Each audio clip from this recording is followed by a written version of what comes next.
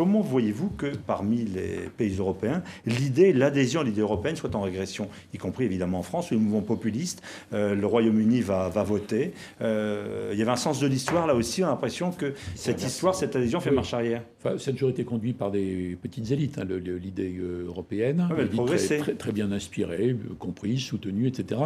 Mais attention à un contresens, si je puis me permettre, linguistique. On a tendance ces dernières années à qualifier d'eurosceptiques les euro-hostiles. C'est vrai. À mon avis, ce n'est pas les mêmes et ça n'appelle pas le même traitement. C'est vrai. Les euro-hostiles, pour des raisons vraiment idéologiques fortes, Marine Le Pen, elle est euro-hostile, elle n'est pas eurosceptique. Mélenchon, il est euro-hostile. Le mouvement en Grande-Bretagne, il est euro-hostile. Ouais. Le petit parti qui se développe là contre l'euro en Allemagne, il est euro-hostile. Les eurosceptiques, c'est tout le monde. C'est à peu près tout le monde, puisqu'il y a 60% d'abstentionnistes aux élections européennes. Les vrais Européens, très intégrationnistes, fédéralistes, qu'on peut lire dans les journaux, il y a 1% des gens, quoi, en gros.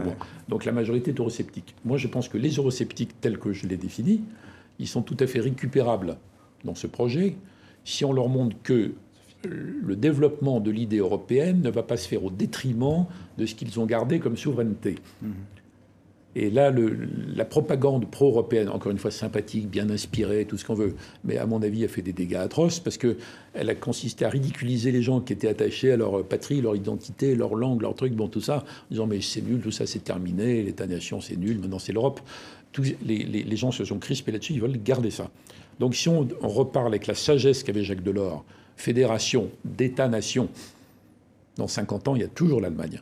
Il y a toujours la France, le Portugal, la Suède, etc. Ça ne sera jamais les États-Unis, puisque les Américains, pour faire les États-Unis, ils ont rassemblé des Américains. Ils n'ont pas eu à réconcilier le vieux peuple du Connecticut avec le vieux peuple du Rhode Island. C'est complètement différent. C'est original, c'est génial ce qui a été fait. Si on parlait autrement, avec des objectifs précis, et Juncker a raison de dire qu'il faut que la Commission se concentre sur l'essentiel. Subsidiarité, Delors le disait aussi, au lieu de se mêler de tout le temps, en exaspérant des tas de braves gens qui deviennent euro-allergiques pour des raisons bêtes. Bon, si on parlait comme ça quelques années, je suis convaincu qu'une grosse majorité des eurosceptiques d'aujourd'hui rejoint l'idée européenne.